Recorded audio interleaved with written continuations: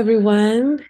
In this opportunity, I would like to present our progress report of the research which are funded by Visipol UGM International Collaborative Research Grant 2025. And our research is about Wariger, Decolonizing Circularity through Indigenous Timekeeping in Bali. I'm Suchila Stariwana, lecturer at Department of International Relations, will be the coordinator of this team. And my team consists of Nur Azizah. She is a lecturer at Department of Politics and Governance in our university, Universitas Gadjah Mada. Also with Maria Josefina Figuera. She's associate professor at Copenhagen Business School. And also we have two assistants in this research, Ria Nadila Desanti Margono and also Hani Nurfia. Well, a bit of a background. I was born and raised in Bali, and this research is actually personally for me as a homecoming in many ways. It is an intellectual return to ancestral knowledge system that shaped not only my cultural identity, but also the ecological consciousness of Balinese society. And I'm very grateful to have my teams here to accompany as well as co-develop our research on decolonizing circular economy. Today, I will share a bit of what we have so far, our journey in exploring Wariga, a traditional Balinese timekeeping systems, and its significance in rethinking circularity beyond technocratic models.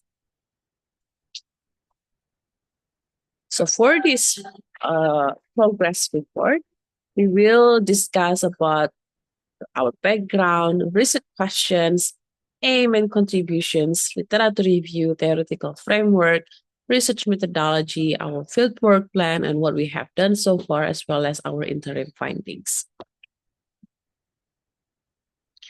Our fieldwork will actually focus on subak systems in Bali. And this is not just picturesque terrace rice field. One of a very worldwide well-known subak system is in Jatiluwih in Tabanan, which already received UNESCO recognitions as intangible culture. But it's not just about picturesque terrace rice field. It is actually about living socio-ecological institutions where Wariga is actively practiced. In Jatiluwih, for example, it is a UNESCO recognized site, but beyond the status, it is actually an ecosystem of rituals, laws, rhythms guided by Wariga. And for our backgrounds, we try to connect it with the circular economy, which has been largely shaped by Eurocentric, technocratic, and market-driven approach. And this approach often marginalizes indigenous knowledge systems that have long practiced circularity through deeply embedded cultural and ecological principles. So in this sense, we mean Wariga represents an indigenous systems, one that organizes human activity in relations to cosmic cycles and ecological regenerations. And in this picture, this is actually one of a picture of Balinese calendar system, which actually very complex, which combine solar calendar, lunar calendar, also geographical calculation, as well as the Balinese indigenous mathematics in counting the time, as well as the astronomy called Pawukan. So we have two research questions to guide our research here. The first one is, how is Wariga used by Balinese farmer in managing agricultural resource? Wariga actually has been guiding Balinese people in so many sectors and way of livings. But for this research, we want to focus and start our explorations from agricultural sectors. And our second question is going into more in-depth analysis is how can Wariga-based circularity contribute to decolonizing knowledge in sustainability and circular economy discourse?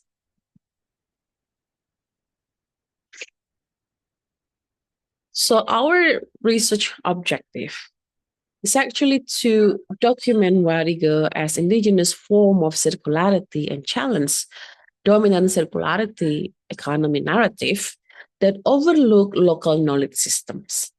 It contributes by amplifying indigenous epistemologies and advocating for their inclusions in global sustainability decisions.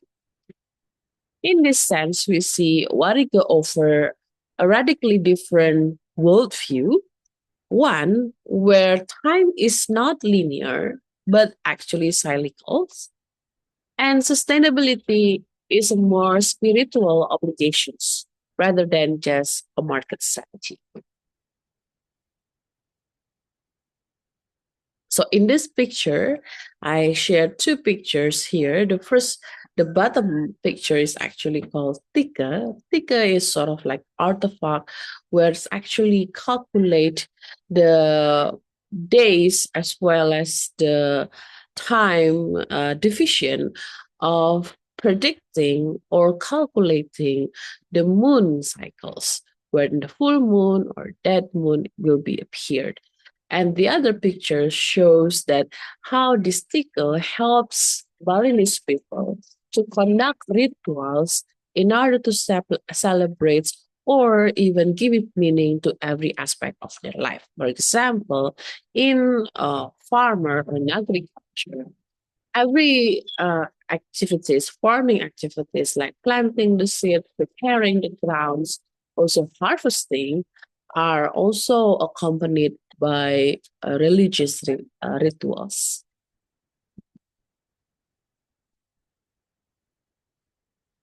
We also build our research from literature in post-developmental and political ecology from Escobar, Minolo, and also Pansra, which critiques how circular economy often reinforce capitalist logic. In this sense, Warigo offers a relational alternative. As Ginaya and Hanika shows, Wariga is not merely about dates, but it's also about cosmological governance systems. Circularity here, then, we are trying to emphasize that it is not only about recycling waste, but about realigning life with cosmic and ecological rhythms. So I think this research trying to show the Balinese Wariga systems, how it provides compelling case for integrating indigenous timekeeping into circular economy discourse. The theoretical framework that guide us through this journey is one of it is Epistemology of the South by Suso Santos. And actually, we very much inspired from Epistemology of the South, where it introduced the concept of the abyssal line, which actually a boundary of separating Western scientific knowledge from suppressed knowledge of the global South. So through the lens of sociology of absence, we explore how Wariga has been made invisible in dominant discourse, and through sociology of emergencies, we imagine it is as a legitimate framework for sustainability. Our qualitative approach includes semi-structured interviews, as well as focus group discussions and ethnographic observations in Subak systems in Bali. And one of it is Jatuliwi. We engage with Pakaseh or Subak leaders, also with farmers, religious figures, calendars makers, as well as policy makers. So far, we have been conducting helicopter interview as well as focus group discussions with 10 participants out of 30 participants we want to explore in this research. And this is our interim finding. This research is actually for 12 months, which will be finished hopefully in November. And so far, our interim findings are there, at least there are four insights we gain from this research. First is how Warriga as an ecological spiritual guide, which marks the sacred, ecological, and practical in daily life. From throughout our helicopter interview, as well as focus group discussions with practitioners and also policymakers, for example, we recognize how actually Wariga is actually integrated the human and nature's relationship in everyday practices. Like, for example, in agriculture, for farmers in Subak Jatilui, Wariga guides the entire agricultural cycles and is believed to shape harvest outcomes. So mostly these wariga or agricultural cycles are guiding the way they conduct rituals. So for one life cycles of paddy, for example, there is 15 rituals conducted, and it's actually when is the ritual will be conducted, how it will be conducted, and what is the consequence of not conducting it is guided by this Wariga system. And second, also how we observe the circularity practice in Wariga. What we observe is that Wariga regulates sustainable planting cycles, ensuring water regeneration and soil fertilities. Subak is actually a system that is long been existed in Bali, even longer than the Hindu religion itself. The Suba is actually a community where they governing the water divisions. So it's about the community who live and embedded their daily practice with the river. The area of Subak is very much from the the the how to say the journey of the waters or the existence of the rivers in these lands. So here we see that circularity practice, meaning in Suba system, is about how the human are coexisting with the river or with the waters. And one of the evidence we found, for example, how in Suba system, this is also a means of coping or rejecting the agricultural modernizations.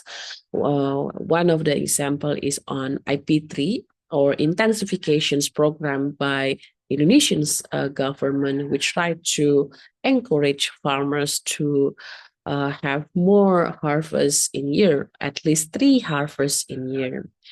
However, in Jatilui, for example, they're rejected because this is not in line with Wariga system where they actually guided to harvest once in a year. And the reason of maintaining this Wariga guidance is to maintain and preserve ecological balance. So if we discuss about the logic of circularity from this Wariga, the insight is that we can also discuss how Wariga as rules also in line with the concept of limit to growth that limit the activity of human in exploiting the nature. And the third one is social and intergenerational knowledge. As knowledge, Wariga is also socially embedded and passed down through generation. As from my recent in-depth interview with Pak Iwayan Musra, or one of the Bakaseh of Subak Jatilui, or the leader of farmers organization in Jatilui, he mentions that the way they transfer the knowledge or understanding about Wariga is very much dependent on intergenerational interactions. So, for example, every children in Jatiluwih will always follow their parents, the farmer parents, into the rice fields, and they learn how to conduct the rice field, how to read and understand and practice warriga through this intergenerational activity with their parents. And then also, uh, it's very much socially embedded, so they don't really dependent on textual resource. But however, for the Subak organization itself, there is also customary law which is called Abik Awik, which also guide the communal practice of this Jatiluwih organization. And what is the challenge and transformation? At least what we have found so far, Wariga face a challenge, including tourism as well as climate change.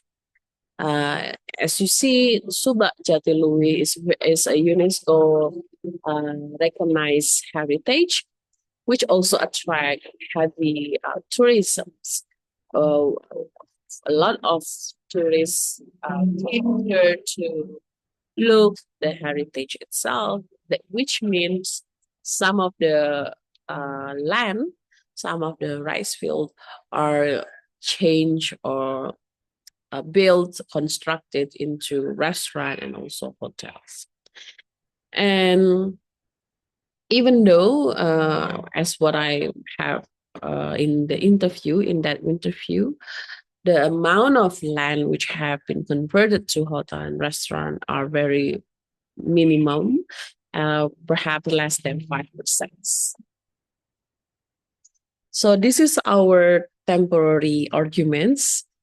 First, on answering our first questions, how wariga is used by Balinese farmer in managing agricultural resource, we see wariga serve as calendrical and cosmological guide for Balinese farmer, rooted in the philosophy of Trihita Karana, which emphasize harmony between human, nature, and divine. Through wariga, farmers consult ala ayuning dewasa or auspicious and inauspicious days to guide agricultural decisions, such as planting, irrigating, and harvesting. This practice reflects a relational understanding of time that aligns human activity with ecological and spiritual rhythms. In the case of Subak system in Bali, wariga is actively embedded in agricultural cycle through approximately 15 ritual ceremonies which accompany key stage of rice cultivations. These ceremonies are not merely symbolic, but function as communal mechanism to maintain ecological balance and social cohesion. The system is governed by Awig Awig, a customary law framework that integrates wariga-based decisions into everyday agricultural governance. Knowledge of wariga is both inherited and collectively maintained. It is transmitted intergenerationally through lived experience and social practice within families and communities, and is adapted through communal consensus among local experts and practitioners. These long-standing systems of calendrical knowledge sustain not only ecological productivity, but also cultural continuity. And our second research questions, how can wariga-based circularity contribute to decolonizing knowledge in sustainability and circular economy discourse? First, we see wariga enact a form of circularity rooted in ecological rhythm and community-based governance. Its guidance fosters sustainable agricultural cycles that align with natural seasons, ensuring water regenerations and long-term soil fertilities. Unlike dominant model of circular economy that emphasize technological efficiency and market mechanism, wariga embeds sustainability within spiritual, social, and cosmological framework. In resisting state-driven intensification strategies such as IP3 or 3 harvests per year, Farmers who follow Warige prioritize ecosystem balance and food sovereignty over short-term productivity gains.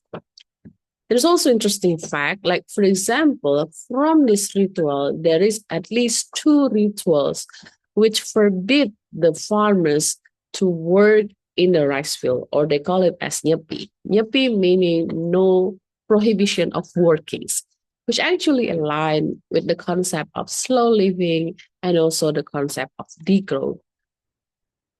And here, this selective refusal represent form of knowledge sovereignty, challenging external pressure that often ignore local ecological limits.